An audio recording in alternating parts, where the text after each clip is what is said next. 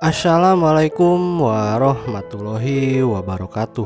Selamat malam para pecinta cerita horor.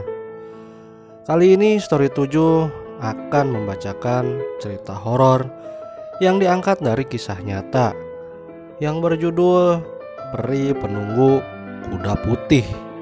Selamat mendengarkan.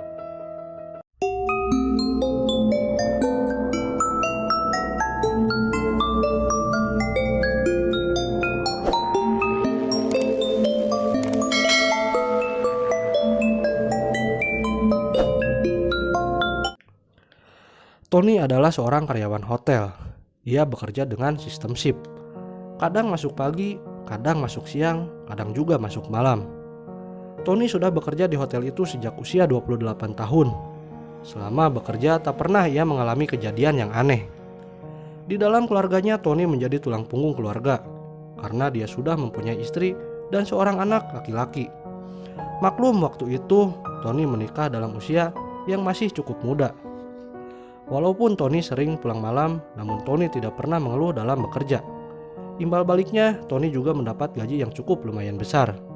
Bisa buat biaya hidup sehari-hari dan menyekolahkan anaknya. Ketika bekerja, Tony seringkali pulang pada malam hari karena dia sering kerja lembur untuk mendapat gaji tambahan. Saat pulang malam, biasanya Tony pulang lewat jalan utama ataupun jalan besar. Namun waktu itu ternyata ada salah satu jalan jembatan di jalan utama yang runtuh. Sehingga jalan utama pun ditutup untuk proyek perbaikan jembatan.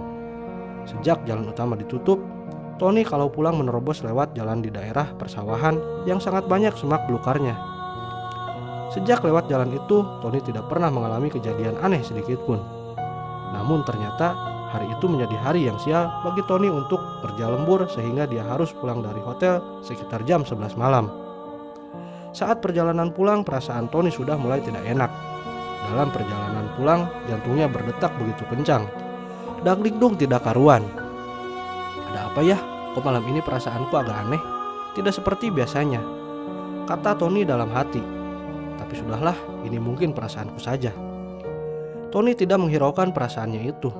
Dia tetap konsentrasi melihat ke depan dan terus memacu motornya hingga akhirnya saat Tony sampai di daerah persawahan yang sangat sepi, tiba-tiba lampu motor milik Tony mati.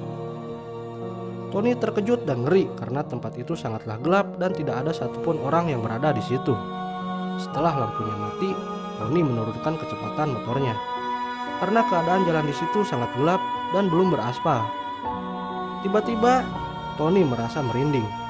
Bulu kuduknya berdiri tegak.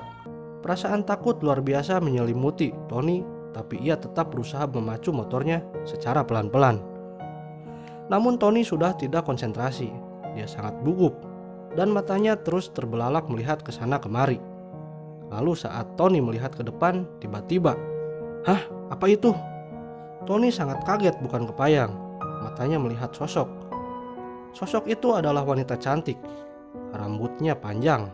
Wajahnya cantik, bajunya serba putih dan baunya sangat wangi, sampai menusuk hidung. Wanita itu juga menunggang seekor kuda yang berwarna putih semua. Saat melihat itu, mata Tony terbelalak, tidak berkedip sama sekali. Pikir Tony tak mungkin ada wanita secantik ini menunggang kuda, apalagi tengah malam begini. Pasti ini makhluk halus, pikir Tony. Sadar akan hal itu, Tony segera menarik gas motornya kuat-kuat.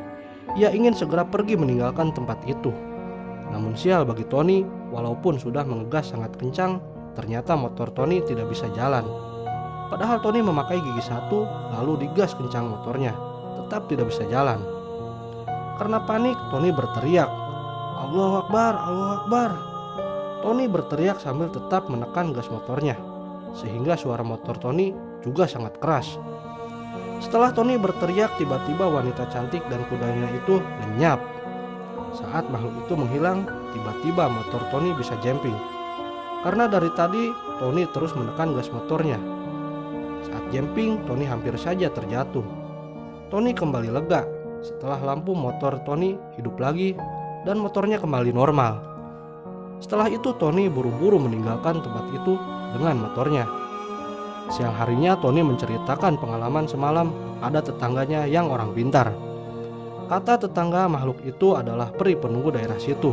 Bahkan peri itu sering menampakkan diri pada waktu malam hari saat ada orang yang lewat tempat itu sendirian. Setelah kejadian itu, Tony minta sama atasannya kalau Tony minta bekerja dari pagi sampai sore saja. Dia mau bekerja sampai malam hari kalau jembatan yang rusak sudah selesai diperbaiki. Karena Tony takut kejadian itu akan terulang lagi.